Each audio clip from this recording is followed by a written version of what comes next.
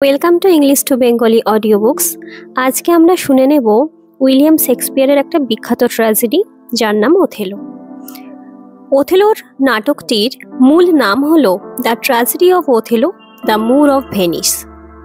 মনে করা হয় 1603 সালে শেক্সপিয়ার এই নাটকটি রচনা করেছিলেন। সিনথিও রচিত কাহিনী উন ক্যাপিটানো মারো অবলম্বনে ওথেলো নাটকটি রচিত হয়। মূল কাহিনী প্রথম প্রকাশিত হয় 1565 সালে। নাটকের কাহিনী দুটি প্রধান চরিত্র কেন্দ্রিক, ভেনিসীয় বাহিনীর মূর সেনানায়ক ওথেলো ও তার বিশ্বাসঘাতক অধস্তন সেনানায়ক ইয়াগো।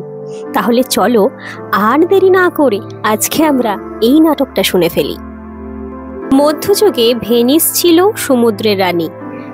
তার যুদ্ধজাহাজের সঙ্গে এঁটে উঠবার সামর্থ্য কোনো দেশেরই ছিল না। সেই নৌবহরের সঙ্গ ধরে ভেনিসের বণিকেরা দূর দূরান্তরে চলে যেত মালভর্তি জাহাজ নিয়ে। সারা পৃথিবীর ধনরত্ন এনে মজুত করত ভেনিস নগরে। ভূমধ্যসাগরের নানা দ্বীপ এবং সমুদ্র তীরের নানা দেশও ভেনিসের শাসনের অধীনে এসে গিয়েছিল সেই যুগে। সাইপ্রাস এদের মধ্যে একটি। ভেনিস থেকে একজন রাজ্যপাল নিযুক্ত হয়ে আসতেন এই দ্বীপ শাসন করবার জন্য। একবার তুর্কি দেশের নৌবাহিনী সেজে গুজে এলো এই সাইপ্রাস দখল করবার জন্য। সাইপ্রাসের রাজ্যপাল মন্ট্যানো ঝটতি ভেনিসে খবর পাঠালেন। ভেনিসের শাসনকর্তার উপাধি ডোক বা ডিউক। শাসনের ব্যাপারে তাকে সাহায্য করেন সিনেট সভা। ভেনিসের সব গণ্যমান্য লোকেরই আসন আছে এই সভায়। সাইপ্রাসে তুর্কিরা হানা দিয়েছে শুনে ডিউক এবং সিনেট সভা এক বাক্যে বললেন, এ বিপদে ওথেলো ছাড়া আমাদের গতি নেই। তাকেই 16 আনা কর্তৃত্ব দিয়ে সাইপ্রাসে পাঠানো হোক। রাত দুপুরে সৈনিকরা ছুটল ওথেলোকে ডেকে আনবার জন্য। ওথেলো ভেনিসের অধিবাসী নন, জাতিতে তিনি মুর, আফ্রিকার মোরক্কো দেশের লোক। প্রথম যৌবনেই ভেনিসে এসে সৈনিক বৃত্তি গ্রহণ করেন। তারপর বহু যুদ্ধে নিজের প্রতিভা ও ক্ষমতার পরিচয় দিয়ে ধাপে ধাপে তিনি উন্নতি লাভ করেছেন। আজ বিদেশি হয়েও তিনি ভেনিসের প্রধান সেনাপতি। বিপদের সময় ভেনিস সরকারের তিনিই একমাত্র ভরসা। রাজকীয় সৈন্যরা যখন ওথেলোকে খুঁজে বেড়াচ্ছিল, সেই সময়ই আর একদল লোকও সন্ধান করছিল তার। সিনেটের সভ্য ব্রাবান্সীয় লোকেরা। ব্রাবান্সীয় নিজেও আছেন এ দলে। কিন্তু ব্রাবান্সীয় কেন ওথেলোকে খুঁজে বেড়াচ্ছেন এত রাতে? বিশেষ কারণ ঘটেছে একটা। আজ রাতেই একটু আগে রোডেরিগো নামে এক অভিজাত যুবক এবং আয়াগো নামে একজন সৈনিক এসে ব্রাবান্সীয়র বাড়ির দরজায় করাঘাত করতে থাকে। ব্রাবান্সীয় তো প্রথমে তাদের দস্যুই মনে করেছিলেন এবং অস্ত্র নিয়ে তাদের ওপর চড়াও হবার ভয়ও দেখিয়েছিলেন। পরে অবশ্য তার ভুল ভাঙল। এরা দুজন এসেছে ব্রাবান্সীয়র ভালোর জন্যই। তাকে খবর দিতে এসেছে যে তার কন্যা দেসদিমোনা সেই রাত্রেই গৃহত্যাগ করে চলে গিয়েছেন এবং শহরের কোনো এক জায়গায় সেনাপতি ওথেলোর সঙ্গে মিলিত হয়ে তাকে গোপনে বিবাহ করেছেন। ব্রাবান্সীয় তো একথা বিশ্বাস করতেই চাননি প্রথমে। তারপর সংবাদ নিয়ে যখন দেখলেন যে দেসদিমোনা সত্যি গৃহে নেই, তখন আর বিশ্বাস না করে উপায় কি? তিনি ভেবেও দেখলেন কথাটা মিথ্যা না হতেও পারে। ওথেলো ইদানিং প্রায় তার গৃহে আসতেন। তার মতো মানি গুণী লোক তার বাড়িতে আসছেন, এতে ব্রাবান্সীয় নিজেও গৌরব বোধ করতেন। তার উপর দেসদিমোনার নিজের তো ওথেলোর ওপর সুনজর ছিলই। তাকে পেলেই মধুর হাসি হেসে নিজের বসবার ঘরে ডেকে নিয়ে যেত এবং তার মুখ থেকে তার অতীত জীবনের কাহিনী শোনবার জন্য বিষম আগ্রহ প্রকাশ করত। বালিকাদের এরকম গল্প শোনার ঝোঁক হয়, তাই মনে করে ব্রাবান্সীয় এতে দোষের কিছু দেখতে পাননি। এখন তিনি বুঝতে পারছেন যে নিলিবিলিতে গল্প বলার সুযোগ পেয়ে ওথেলো দেসদিমোনার হৃদয় অধিকার করেছে। তারই ফলে আজ রাত্রে এই গোপন বিবাহ। কিন্তু এ বিবাহে ব্রাবেন্সিওর মত নেই। তিনি একে বিবাহ বলে মানবেন না। ওথেলো তার নিজের দেশের বা নিজের ধর্মের লোক নন। তার উপর দেস্তিমোনার তুলনায় তার বয়সও অনেকটাই বেশি। না, তিনি এ বিবাহকে স্বীকার করে নেবেন না কোনো মতেই। ওথেলোর হাত থেকে কন্যাকে উদ্ধার করে আনবার জন্য তিনি দলবল সাজিয়ে সেই রাত্রেই বেরিয়ে পড়লেন নগরীর রাজপথে। প্রায় একই সময়ে দুটি দলই খুঁজে বার করলো ওথেলোকে। একদল জানালো জিউকের আহ্বানের কথা, আর একদল আনলো অভিযোগ। ব্রাবেন্সিও দাবি করলেন এখনই ওথেলোকে আদালতে হাজির করা হবে তার কন্যাকে চুরি করে নিয়ে যাওয়ার অপরাধে। ডিউকের কাছে গেলেই ব্রাবেন্সিওর অভিযোগের বিচারও হতে পারবে। ওথেলোর মতো একজন মানি লোককে নিয়ে গোলমাল, বহু লোক জমে গেল রাস্তায়। তারা সবাই বলল রাজপথে বাগ বিতণ্ডা না বাড়িয়ে ওথেলোকে নিয়ে যাওয়া হোক রাজ দরবারে। ডিউকের প্রাসাদে তখন সবাই নানা কাজে ব্যস্ত। গভীর নিশীতেও কেউ নিদ্রা বা বিশ্রামের কথা চিন্তা করতে পারছে না। স্বয়ং ডিউক সিনেটের সভ্যদের নিয়ে ওথেলোর অপেক্ষায় রয়েছেন, কারণ ওথেলো ভিন্ন অন্য কেউ যে তুর্কি আক্রমণ থেকে সাইপ্রাস রক্ষা করতে পারবে না তা সবাই জানে। অবশেষে ওথেলো এলেন, সঙ্গে এলেন ব্রাবেন্সিও তার নালিশ নিয়ে। ব্রাবেন্সিও নিজেও সিনেটের সদস্য, নগরীর শাসক সমাজের ভিতর তিনিও একজন। কাজেই তার অভিযোগ একটা গুরুতর জিনিস ভেনিসে। সে অভিযোগের বিচার না করে অন্য কাজে মন দেওয়া ডিউকের পক্ষেও সম্ভব নয়। ফেনিয়ে ফাঁপিয়ে ব্রাবেন্সিও তার অভিযোগের কথা ডিউককে আর সিনেটকে জানালেন। দেস্তিমোনাকে জাদু মন্তরে মোহিত করেছেন ওথেলো। সরলা বালিকাকে কথার কৌশলের ফাঁদে ফেলে অবশেষে বিবাহ করেছেন গোপনে।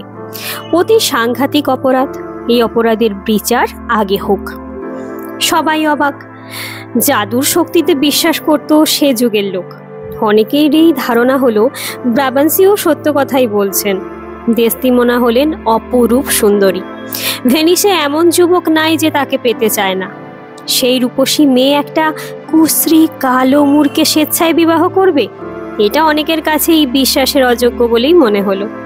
নিশ্চয়ই ওথেলো ইন্দ্রজাল চালিয়েছে দেস্তিমোনার ওপরে। ডিউক জিজ্ঞাসা করলেন ওথেলোর বলবার কি আছে। নানা জনের নানা কথা, তবু ওথেলো অটল। তিনি ধীরভাবে বললেন তার বীরত্বের কাহিনী শুনেই দেস্তিমোনা যেচে তাকে বিবাহ করেছেন। এ কথা সত্য কি মিথ্যা তা দেস্তিমোনাকে ডেকে এনে জিজ্ঞাসা করলেই তো জানতে পারা যাবে। এ কথা তো ঠিক। ডিউক বললেন দেস্তিমোনার সাক্ষ্য অবশ্যই নিতে হবে। তার কি বলবার আছে তা না শুনে এ ব্যাপারের সত্য মিথ্যা বুঝবার কোনো উপায় নেই। ডিউক দেস্তিমোনাকে ডেকে আনবার জন্য লোক পাঠালেন। ততক্ষণ ওথেলো নিজে এ সম্বন্ধে কিছু বলবেন কি? সিনেট সদস্যগণ দেস্তিমোনার কথা শুনবার আগে ওথেলোর দিকের কথাটাও শুনতে চান। ওথেলোর গোপন করবার কিছু নাই, কারণ দেস্তিমোনার ভালোবাসা পাওয়ার জন্য কোনো নীচতার সাহায্য তিনি কোনোদিন গ্রহণ করেননি। আরও এক ধাপ এগিয়ে গিয়ে তিনি বলতে পারেন দেস্তিমোনা তাকে যাতে ভালোবাসে এমন কোনো চেষ্টাও জেনে শুনে তিনি কোনোদিনই করেননি। মনে মনে তার যত অনুরাগী থাকুক, ভাষায় তিনি তা দেস্তিমোনার সম্মুখে প্রকাশ করবার সাহস বহুদিন পর্যন্ত পাননি। পেয়েছিলেন অনেক পরে, যখন দেস্তিমোনা আকারে ইঙ্গিতে নিজেই তাকে বুঝতে দিয়েছিলেন যে ওথেলো তার কাছে হেলা ফেলার পাত্র নন। এই কথাগুলোই ওথেলো বলে চললেন সিনেট সদস্যদের সম্মুখে। দেস্তিমোনার সঙ্গে পরিচয় হবার পর থেকেই তিনি আমার জীবনের কাহিনী শুনবার জন্য কৌতূহল প্রকাশ করতে থাকেন। সে কৌতূহলের কারণ ছিল তার পরিচিত অন্য পুরুষদের থেকে আমি অনেকটা অন্যরকম। আমার জাতি আলাদা, ধর্ম আলাদা, গায়ের রং, মুখের আকৃতি পর্যন্ত অন্যরকম। সংসারের কোনো ব্যাপারে কিছুই জানেন না কুমারী। এই পার্থক্য দেখেই আমার আগেকার কথা শুনবার জন্য তার এত আগ্রহ হয়েছিল। তারই আগ্রহে আমি তাকে আমার সমস্ত কথা বলতে শুরু করি। বাল্যেই নিজের দেশ ছেড়ে চলে আসি। কারোর কাছ থেকে কিছুমাত্র সাহায্য না পেয়েও শুধুমাত্র নিজের চেষ্টায় এই নিষ্ঠুর সংসারে নিজের দাঁড়াবার একটু জায়গা করে নিই। তারপর সবল হস্তে বাধা বিঘ্ন ঠেলে নির্ভয়ে এগিয়ে যাই সাফল্যের পানে। এইসব কথা তাকে বলে যাই দিনের পর দিন। জীবনটাকে হাতের মুঠোর মধ্যে নিয়ে মৃত্যু সাগর কতবার সাঁতরে পার করেছি, হৃদয়ের আবেগ দিয়ে তা বর্ণনা করতে করতে চমকে উঠে একসময় তাকিয়ে দেখেছি যে কুমারীর আয়ত নয়ন করুণায় ছলছল করে উঠেছে, মমতায় কোমল হয়ে এসেছে সে চোখের দৃষ্টি। যে আকর্ষণ গোড়ায় ছিল বীরত্বের প্রতি, তা ক্রমে বীরের উপর এসে পড়েছে। ধন্য হয়ে গিয়েছে এই কৃষ্ণকায় মূর। এইভাবেই আমি জয় করেছি আধফোঁটা কুসুমের মতো নির্মল কুমারীর হৃদয়। কৌশল বলুন, ইন্দ্রজাল বলুন, এছাড়া অন্য কিছুর সাহায্য আমি নিইনি।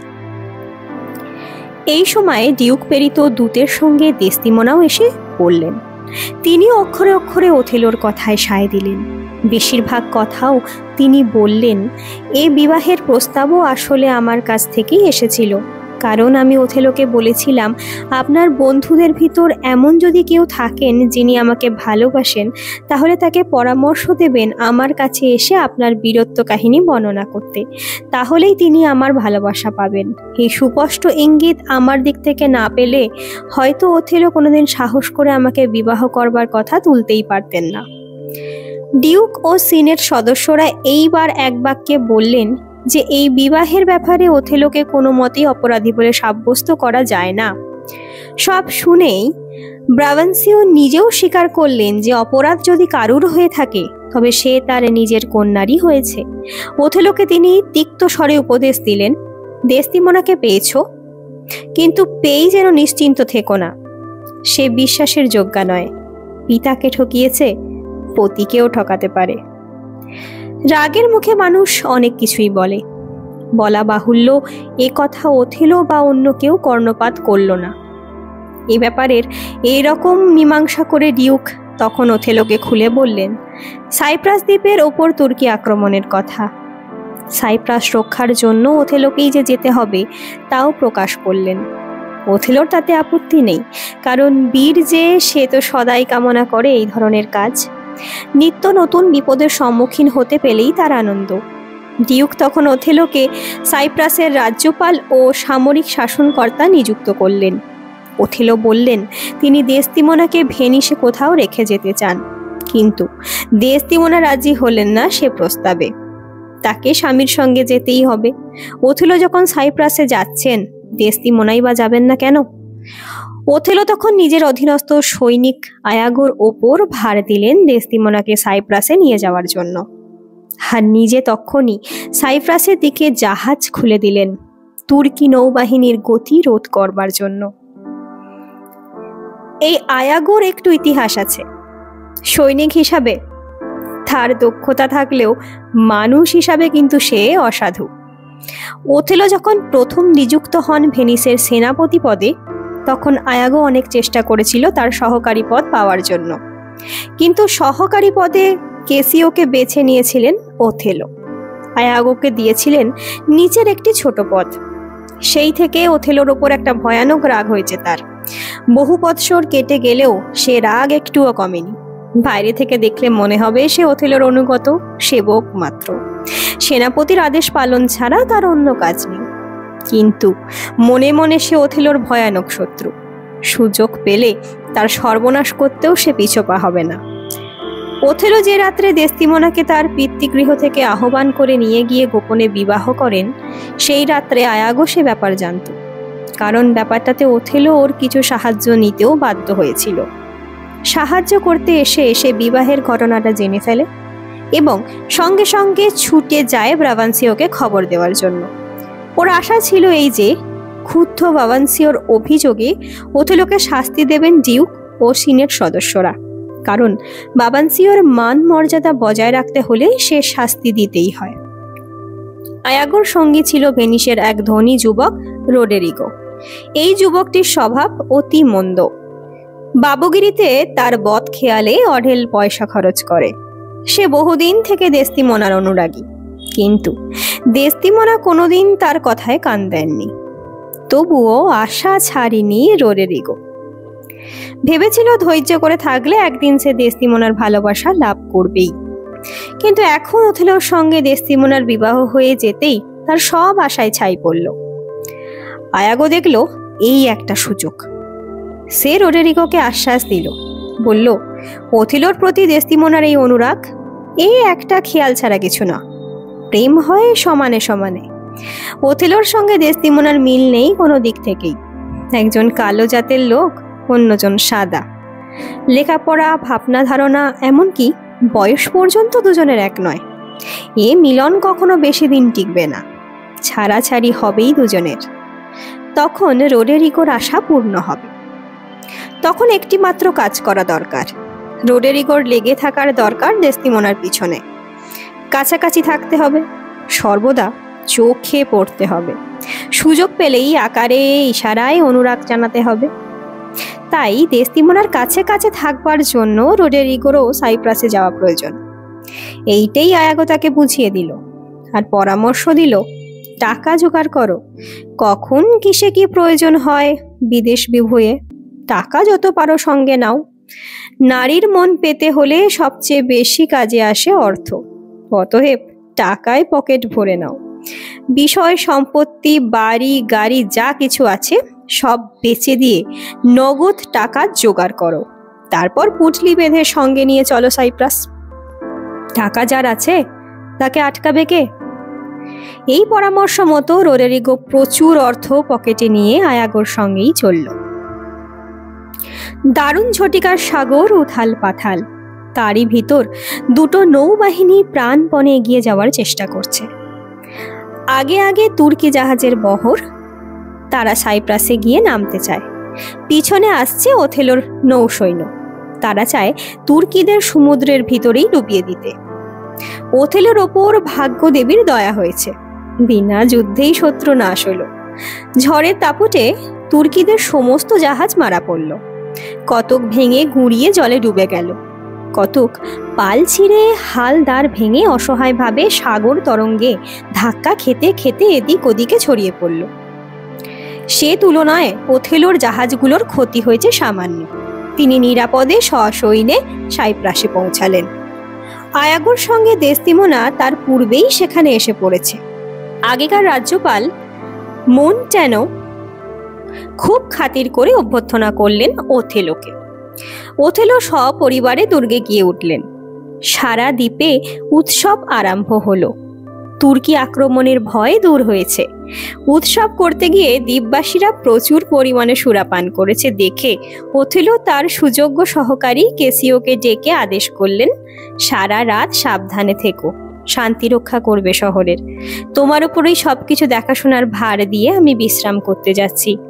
নেশার ঘোরে শহরবাসীরা যাতে দাঙ্গা হাঙ্গামা না করে, কোথাও একটু অশান্তি বা গোলমাল ঘটতে না পারে, তার দিকে তোমার তীক্ষ্ণ দৃষ্টি রাখা চাই। কেসিও সুযোগ্য ব্যক্তি, ওথেলোর খুবই বাধ্য।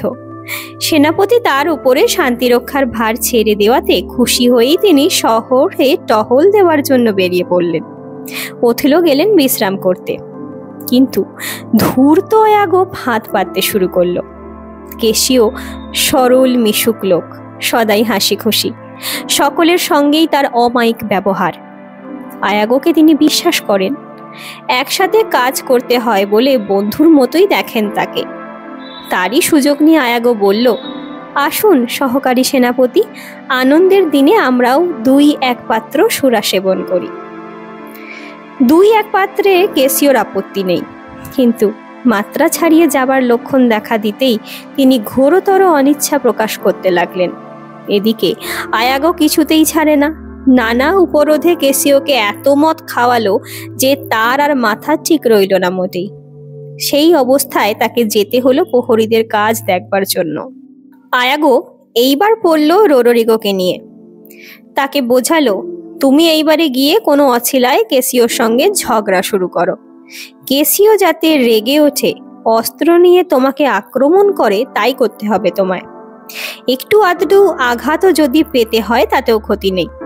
তোমার আমার মনের ইচ্ছা যদি পূর্ণ করতেই হয়, যেন এইভাবেই কাজ করতে হবে আমাদের। আয়াগোর ওপর অগাধ বিশ্বাস রোডেরিগোর।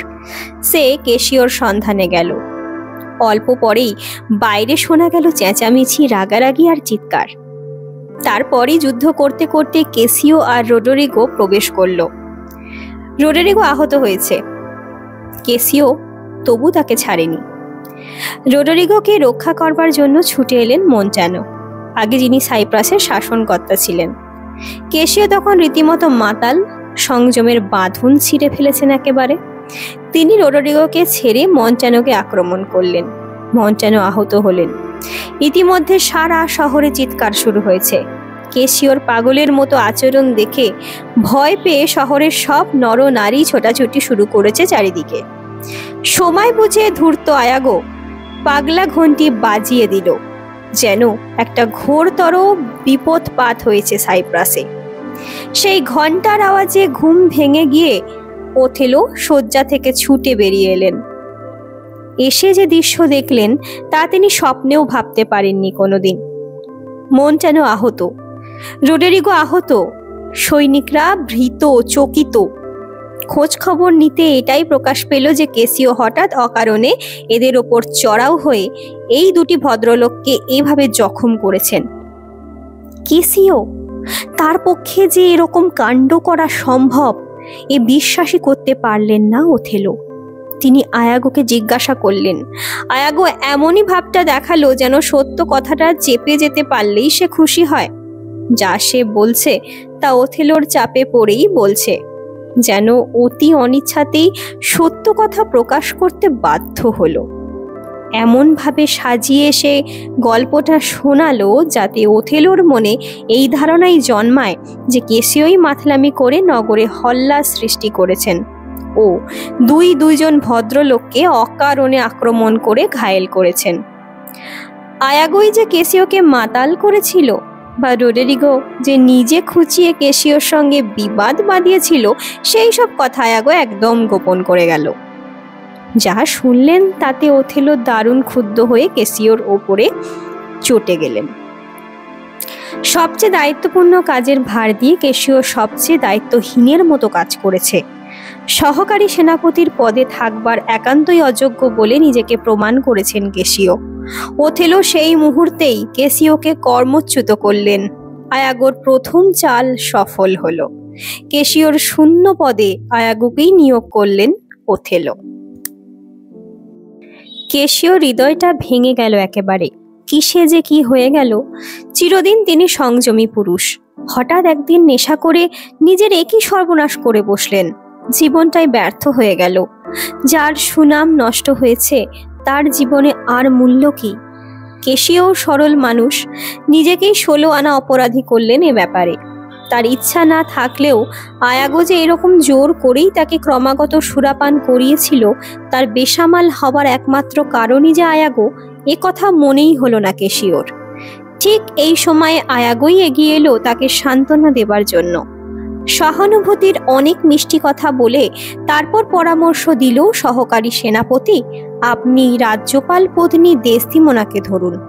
আপনার জন্য তিনি একটি কথা যদি বলে দেন তবে ওথেলো আপনাকে এই বারটা ক্ষমা অবশ্যই করবেন, আবার নিযুক্ত করবেন নিজ পদে। এই পরামর্শ খুবই ভালো বলে মনে হলো কেশিওর। সত্যিই তো, দেসদিমোনার কথা ওথেলো ফেলতে পারবেন না, আর দেসদিমোনাও নিশ্চয়ই কেশিওর পক্ষে দু কথা বলবেন। কেশিওকে তিনি তো ভালো রকমই জানেন, বহুদিন থেকেই জানেন। ওথেলো যখন বিবাহের পূর্বে দেসদিমোনার সঙ্গে সাক্ষাৎ করতে যেতেন, কেশিও প্রায়ই থাকতেন তার সঙ্গে। ওথেলোর কাছ থেকে অনেক খবরাখবর কেশিওই বয়ে নিয়ে গিয়েছিলেন দেসদিমোনার কাছে। কাজেই দেসদিমোনাই এ বিপদে কেশিওর উত্তম আশ্রয়। কেশিও দেসদিমোনাকে গিয়ে ধরলেন, আমায় বাঁচান এ বিপদে। দেসদিমোনা তখনই স্বীকার করলেন, আমি আপনাকে উদ্ধার করবই এ বিপদে। স্বামীকে আজই বলবো আপনার কথা। এদিকে কেশিওকে দেসদিমোনার কাছে পাঠিয়ে দিয়েই আয়াগো চলে এসছে ওথেলোর কাছে। কথা বলতে বলতে কৌশলে ওথেলোকে নিয়ে এসেছে সেই দিকটাতে যেখানে কথা কইছেন কেশিও আর দেসদিমোনা। তাদের দুজনাকে দূর থেকেই এক জায়গায় দেখে সে যেন আপন মনেই বলে উঠল, এ কি, এ তো ভালো কথা নয়। ওথেলো শুনতে পেলেন। আয়াগোকে জিজ্ঞাসা করলেন, কি বলছো, কি ভালো কথা নয়? আয়াগো আর সে কথার জবাব দিল না। বলল, ও আমি নিজের মনে একটা কথা ভাবছিলাম। কিন্তু এই জবাব ওথেলোকে খুশি করতে পারল না। তার মনে হলো কি একটা কথা আয়াগো ভাবছিল, তার কাছ থেকে বুঝি তা গোপন করা হলো। দেখা হওয়া মাত্রই দেস্তিমনা অনুরোধ করলেন ওথেলোকে, কেসিওকে ক্ষমা করতে হবে, আবার নিয়োগ করতে হবে তার নিজের পদে। ওথেলো রাজি হয়ে গেলেন। একে দেস্তিমনাকে পদেও তার কিছুই নেই, তার উপর তিনি নিজেও কেসিওকে খুবই ভালোবাসেন। কর্তব্যের খাতিরে ন্যায়ের অনুরোধে কেসিওকে তিনি দণ্ড দিয়েছেন। এখন ক্ষমা করার ক্ষতি নেই, এরপর থেকে কেসিও নিশ্চয়ই সাবধান হয়েই চলবেন। তিনি বললেন কেসিওকে তিনি ক্ষমা করবেন। আয়াগোর পত্নী এমিলিয়া সে দেস্তিমনার সহচরী হয়ে সাইপ্রাসে এসেছে। দেস্তিমনাকে সে ভালোবাসে, কিন্তু আয়াগোর কথার অবাধ্য হতে পারে না এমিলিয়া। বিবাহের আগে ওথেলো একখানি রুমাল উপহার দিয়েছিলেন দেস্তিমনাকে। নানা আশ্চর্য সেলাইয়ের কাজ থাকার দরুন রুমালখানি ভারী সুন্দর। ওথেলোর পিতা ওখানি পেয়েছিলেন মিশরের এক বেদিনীর কাছে। ওর নাকি কি সব জাদু শক্তি আছে। ওথেলোর পিতা ওটা ওথেলোর মাতাকে দিয়ে বলেছিলেন, এই রুমাল যতদিন তোমার কাছে থাকবে ততদিন তোমার আমার ভালোবাসা অক্ষুণ্ণ থাকবে। ওথেলোর মা মৃত্যুকালে রুমালখানি ওথেলোকে দিয়ে যান, বলে যান বিবাহের পর এটি তোমার স্ত্রীকে দিও, সে যেন কখনো এটি না হারায়।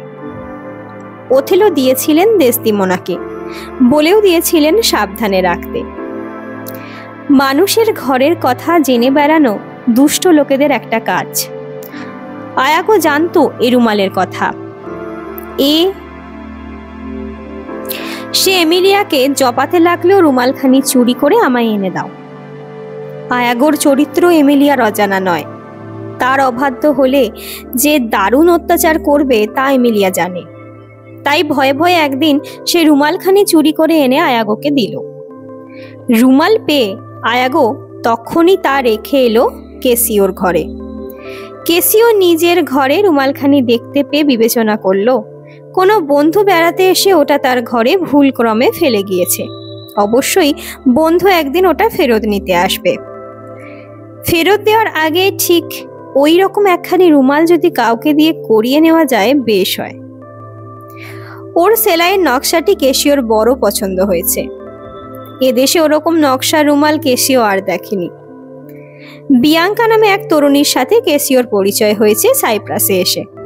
কেসিও তাকেই দিল রুমালখানি, বলল আমাকে এই নকশায় একখানা রুমাল করে দাও তো। বিয়াঙ্কা রাজি হয়ে রুমাল নিজের ঘরে নিয়ে এলো। আয়াগো এইবার দিল তার দ্বিতীয় চাল। কথায় কথায় একদিন ওথেলোকে বলল, আপনার স্ত্রীর হাতে একখানি রুমাল আমি অনেক সময় দেখেছি, অতি আশ্চর্য সেলাইয়ের কাজ তাতে। ওথেলো বললেন, ও রুমাল আমি উপহার দিয়েছি তাকে, আমার মায়ের রুমাল। মা পেয়েছিলেন বাবার কাছ থেকে। ও রুমালে জাদু শক্তি আছে। বলেন কি? আয়াগো যেন স্তম্ভিত হয়ে গেল। বলেন কি? সে রুমাল যে কেসিও দিয়েছে বিয়াঙ্কাকে? ওথেলো আকাশ থেকে পড়লেন। কেসিও? বিয়াঙ্কা?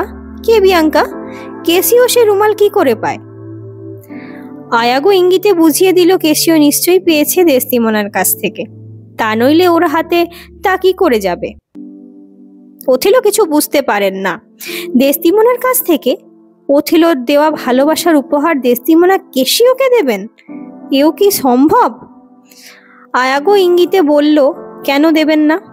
দেস্তিমনাও রুমালখানা ভালোবাসার উপহার বলেই দিতে পারেন কেসিওকে। আগুন জ্বলে উঠল। আয়াগোর প্রতি মুহূর্তে বিষ ঢালতে লাগলো ওথেলোর কানে। আয়াগো প্রতি মুহূর্তে বিষ ঢালতে লাগলো ওথেলোর কানে। দেস্তিমনা অবিশ্বাসিনী, দেস্তিমনা কেসিওর প্রতি অনুরাগিনী। ওথেলো প্রথমে কথাটা উড়িয়ে দিলেও, পরে অবিশ্বাস করলেও, ওথেলো প্রথমে কথাটা উড়িয়েই দিলেন, করলেন অবিশ্বাস। তারপরে বারবার শুনতে শুনতে সে অবিশ্বাস ক্রমে উভে যেতে থাকলো। দেস্তিমনা সরল মনে তার কাছে এসে বারবার কেসিওকে চাকরিতে বহাল করবার অনুরোধ জানান। আর ওথেলো সে অনুরোধকে দেস্তিমনার পাপেরই প্রমাণ বলে ধরে নেন আর রাগে হিতাহিত জ্ঞান হারিয়ে ফেলেন। দেস্তিমোনা যদি কেশিওকে ভালোই না বাসবে, তাহলে কেশিওর চাকরির জন্য তার অত মাথা ব্যথা কেন? ভাবে ভঙ্গিতে আয়াগো ওথেলোকে বোঝায়, এ তো একান্তই স্বাভাবিক। খুব কমই দেখা গিয়েছে যে কোনো নারী চিরদিন একই পুরুষকে ভালোবেসেছে। তার উপর নারীর মনকে বেঁধে রাখতে হলে দুটো জিনিস পুরুষের থাকা চাই, সে হলো রূপ আর বয়স। তার কোনোটাই আপনার নেই, অথচ কেশিওর দুটোই আছে। ওথেলো কান পেতে শোনেন, বিশ্বাস করব না করেও শেষ পর্যন্ত বিশ্বাস করেন আয়াগোর কথা। তার মনে হয় দেস্তিমোনা নিশ্চয়ই অসতী, কেশিওর প্রতি তার নিশ্চয়ই অনুরাগ আছে। ওথেলোর সঙ্গে বিবাহের আগে থাকতেই কেশিওর সাথে তার পরিচয় ছিল, সেই পরিচয় এখন প্রণয়ে দাঁড়িয়েছে। তা নইলে ওথেলোর রুমাল সে কেশিওকে কেন দেয়? একটা গুরুতর অপরাধের জন্য কেশিওকে চাকরি থেকে বিদায় দেওয়া হয়েছে। এখন বারবার সেই কেশিওকে আবার কাজে দেওয়ার জন্য সে ক্রমাগত আবদার জানায় কেন? ওথেলো পাগলের মতো হয়ে গেলেন। এরপর যখন দেস্তিমোনা আবার কেশিওর কথা বলতে এলেন তাকে, তখন তিনি সকলের সামনে প্রকাশ্যভাবে তাকে অসতী বলে গাল দিলেন, প্রহারও করলেন দেস্তিমোনাকে। সতীলক্ষ্মী দেস্তিমোনার ভাগ্যে এ কি চরম শাস্তি! এ জীবনের ভার আর যেন তিনি বইতে পারেন না। সুখের সূর্য এত শীঘ্রই অস্ত যাবে তা ভাবতে পারেননি হতভাগিনী। প্রাণ ঢালা ভালোবাসার বদলে এমন নিষ্ঠুর ব্যবহার যে কেউ দিতে পারে তা স্বপ্নেও তিনি চিন্তা করতে পারেননি। অপরাধ, কি অপরাধ তার? দেস্তিমোনা ভেবেই পান না, একমাত্র সেই রুমাল হারানো ছাড়া। ওথেলোর উপহার সেই রং বেরঙের কাপড়ের টুকরোটা হারিয়ে ফেলা যে অমার্জনীয় আর মারাত্মক একটা অপরাধ বলে গণ্য হবে, তা সরলা নারী বুঝবেন কি করে? আগে বুঝলে সাবধান হওয়া যেত, এখন আর পরিতাপ করা ছাড়া উপায় কি? ওথেলো বলেছেন তার ভালোবাসা ফিরে পেতে হলে সেই রুমাল তাকে দেখাতে হবে, কিন্তু কি করে দেখাবেন? সর্বত্র তন্ন তন্ন করে খুঁজেও তা পাওয়া যায়নি। হায় রে, একটা চক্ষু উপরে ফেলে দিলেও যদি রুমালখানা ফিরে পাওয়া যেত। রোডেরিগো এসে আয়াগোকে ধরে, তুমি যে আমায় এত আশা দিলে, তার কি হবে? দেস্তিমোনাকে উপহার দিতে হবে বলে আমার কাছে বহু মণি মানিক আদায় করেছো তুমি বলেছ সেসব নাকি দেস্তিমোনা গ্রহণও করেছে। তাহলে তো তার উচিত আমার ওপর অনুগ্রহ দেখানো। দামি দামি উপহারও নেব, অথচ উপহার যে দিচ্ছে তাকে কাছে ঘেঁষতে দেব না, এ কি হয়? কিন্তু দেখো, আমাকে সম্মুখে দেখলেও তো সে এমন ভাব দেখায় না যে সে আমায় চেনে। কি করে আমি বুঝবো যে তুমি আমায় ঠকাওনি? হয় তুমি আমার মণিরত্ন ফেরত দাও, নয়তো এমন ব্যবস্থা করো যাতে আমি শীঘ্রই দেস্তিমোনাকে লাভ করতে পারি। আয়াগো মুশকিলে পড়েছে। খুব তাড়াতাড়ি জাল গুটিয়ে ফেলতে না পারলে সে নিজেই জড়িয়ে পড়বে এই জালে। কেসিওর কথাবার্তা থেকে এক্ষুনি ফাঁস হয়ে যেতে পারে যে রুমাল সে দেস্তিমোনার কাছে পায়নি, কোনো এক অজানা লোক তার ঘরে নিয়ে রেখেছিল। রোডেরিগোর যে কোনো মুহূর্তে নালিশ করতে পারে দেস্তিমোনার ভালোবাসা পাওয়া যাবে এই প্রলোভন দেখিয়ে আয়াগোকে তার কাছে অনেক ধনরত্ন ঘুষ নিয়েছে। না, আর বিলম্ব করা ঠিক নয়। বিলম্ব তো নয়, কিন্তু তাড়াতাড়ি কাজ শেষ করা যায় বা কেমন করে? অনেক ভেবে আয়াগো মতলব করল সে কাঁটা দিয়ে কাঁটা তুলবে। রোডেরিগোকে বোঝালো যে কেসিও না মরলে সে দেস্তিমোনাকে পাবে না, কারণ দেস্তিমোনা রোডেরিগোর উপহার যদিও নিয়েছে তবু ভালোবাসে সে কেসিওকেই। আয়াগোর পরামর্শে মরিয়া হয়ে রোডেরিগো এক অন্ধকার রাতে কেসিওকে লক্ষ্য করে তরোয়াল হাঁকালো, কিন্তু তার বরাত মন্দ। কেসিও নিহত না হয়েই সামান্য আহত হলেন। আঘাত পেয়ে তিনি উল্টে এমন এক ঘা বসিয়ে দিলেন যে রোডেরিগোই ধরাশায়ী হলো। তখন উভয়ে চিৎকার শুনে সেখানে এসে পড়লেন দুটি মস্ত মাননীয় লোক, যারা ভেনিস থেকে সদ্য এসেছেন এই সাইপ্রাসে। আর তাদের সেখানে আসতে দেখে ধূর্ত আয়াগো আড়ালেই ওঁত পেতে বসেছিল। তাড়াতাড়ি এসে অন্ধকারের আড়ালে নিজের তরবারি বসিয়ে দিল রোডেরিগোর বুকে, যাতে ধরা পড়ে সে আয়াগোর আসল চরিত্র কারুর কাছে প্রকাশ না করতে পারে। রোডেরিগোর মৃত্যু হলো। কেসিওকে বহন করে গৃহে নিয়ে যাওয়া হলো চিকিৎসার জন্য।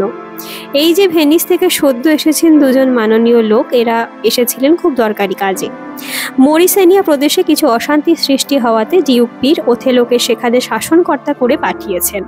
আর সাইপ্রাসে এখন অশান্তির কোনো চিহ্ন না থাকায় সহকারী সেনাপতি কেশিওর ওপর অর্পণ করা হয়েছে সেখানকার শাসনভার।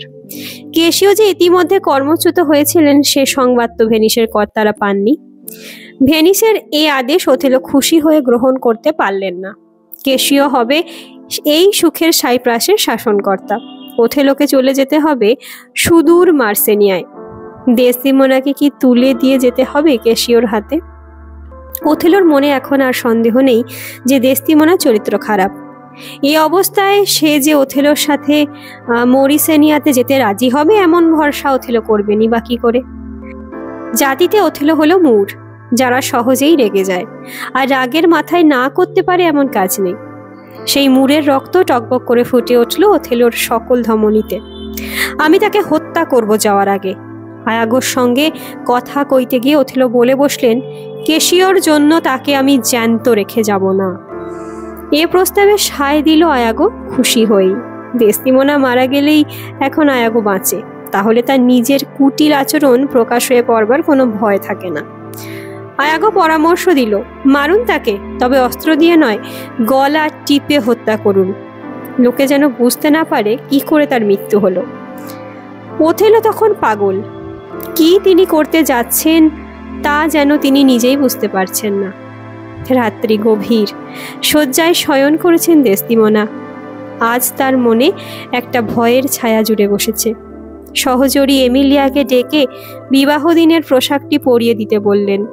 পোশাক দেখে যেন ওথেলোর মনে পড়ে সেই বিবাহ দিনের কথা, যেদিন কত আশা কত ভালোবাসায় উজ্জ্বল মনে হয়েছিল ভবিষ্যতের বিবাহিত জীবন। পোশাক দেখে যেন বিশ্বাস ফিরে আসে ওথেলোর অন্তরে। যে বিবাহের দিনে নববধূ দেসদিমোনা যে ভালোবাসার পসরা নিয়ে তার পাশে এসে দাঁড়িয়েছিল, আজও সে পসরা তেমনই পরিপূর্ণ আর পবিত্র রয়েছে।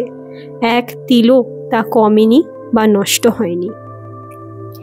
এমিলিয়াকে বিদায় দিয়ে দেসদিমোনা অপেক্ষা করতে লাগলেন কতক্ষণে তার স্বামী আসবেন। কখন বুঝি একটু ঘুম এসেছিল অভাগিনীর চোখে, সেই মুহূর্তেই পা টিপে টিপে ঘরে প্রবেশ করলেন ওথেলো। এক মুহূর্ত দেসদিমোনার দিকে তাকিয়ে দেখলেন অতীতের ভালোবাসা হঠাৎ বন্যার মতো এসে তার অন্তরকে ভাসিয়ে দিয়ে গেল। তিনি নত হয়ে দেসদিমোনাকে চুম্বন করলেন, একবার, দুইবার, বারবার। ঘুম ভেঙে গেল দেসদিমোনার। তিনি ডাকলেন, ওথেলো, স্বামী, এসো। যেন জাদুমন্ত্রে নেমে গেল বন্যার জল। চোখের পলকে ওথেলোর হৃদয়ে পাষাণ হয়ে গেল আবার। বললেন, আমি তোমায় হত্যা করতে এসেছি দেসদিমোনা। প্রথমেই দেসদিমোনার তো বিশ্বাসই হয় না সে কথা। তারপর যখন নিশ্চিন্ত বুঝতে পারলেন যে প্রিয়তম স্বামী আজ নিষ্ঠুর ঘাতকে পরিণত হয়েছেন, সে ঘাতকের হাতে আজ তার মরণ অনিবার্য, তখন কাতর হয়ে প্রার্থনা করতে লাগলেন, মেরো না আমায়, কেন মারবে, আমি অবিশ্বাসনী নই। ওথেলো আর কোনো কথা শুনতে রাজি নন। তার রক্তে তখন শয়তান নৃত্য করছে। তিনি গলা টিপে ধরলেন দেসদিমোনার। এই সময় দারুণ গোলমাল শোনা গেল ঘরের দরজায়। কেশিও আহত ও রোডেরিগো নিহত হয়েছেন এই খবর দিতে এসেছে এমিলিয়া। ডাকাডাকিতে ওথেলো দ্বার খুলতে বাধ্য হলেন। খবর শুনিয়েই এমিলিয়া প্রভুপত্নীর শয্যার কাছে চলে এলো। দেসদিমোনার সরলতা ও মধুর স্বভাবের জন্য এমিলিয়া সত্যই তাকে ভালোবাসত। সেই দেসদিমোনা এখন নড়ছে না, অজ্ঞান হয়ে পড়ে আছে দেখে চিৎকার করে কেঁদে উঠল। সে চিৎকার একে একে বহু লোক এসে সমবেত হলো ওথেলোর শয়ন কক্ষে। কে কাজ করলো জিজ্ঞাসা করে সবাই। দেসদিমোনা হঠাৎ যেন জমদার থেকে ফিরে এলেন। তিনি প্রায় মরেই গিয়েছিলেন। সেই নারী হঠাৎ ক্ষণিকের জন্য চৈতন্য ফিরে পেলেন। ক্ষীণ কণ্ঠে বলে উঠলেন, কেউ না, কেউ আমায় মারেনি, আমি আত্মহত্যা করেছি। মিথ্যা, মিথ্যা বটে, কিন্তু শত সত্যের চেয়েও পবিত্র এই মিথ্যা দেসদিমোনার চরিত্রকে চিরদিনের জন্য দেবীর মর্যাদা দিয়ে গিয়েছে। পৃথিবীর সতী শিরোমণিদের ভিতরে নির্দিষ্ট করে দিয়েছে তার স্থান। কিন্তু এমিলিয়া সব কথা প্রকাশ করে দিল। দেস্তিমনার জন্য এমন শোক সে পেয়েছিল যে তার স্বামীর দুষ্ট চক্রান্তও সে গোপন রাখল না। তাই শুনে আয়াগো হঠাৎ ঝাঁপিয়ে পড়ল তার ওপর। অন্য কেউ তাকে বাধা দেওয়ার আগেই অস্ত্রের আঘাতে তাকে হত্যা করল। আর ওথেলো? এমিলিয়ার মুখে সব শুনে তিনি বুঝতে পারলেন যে দেস্তিমনা কত পবিত্র ছিলেন। অনুতাপে তিনি আত্মহত্যা করলেন। মরবার সময় বলে গেলেন, দেস্তিমনাকে বড় বেশি ভালোবাসতাম বলেই আমি তাকে হত্যা করেছি। ভুল করেছি অবশ্য, কিন্তু বড় বেশি ভালোবাসতাম বলেই এমন ভুল করেছি। এই নাটকটা এখানেই শেষ হলো। আজকে এই পর্যন্তই। পরের আবার একটা ভিডিওতে নতুন কোনো গল্প নিয়ে আসছি। ভালো থেকো, সুস্থ থেকো।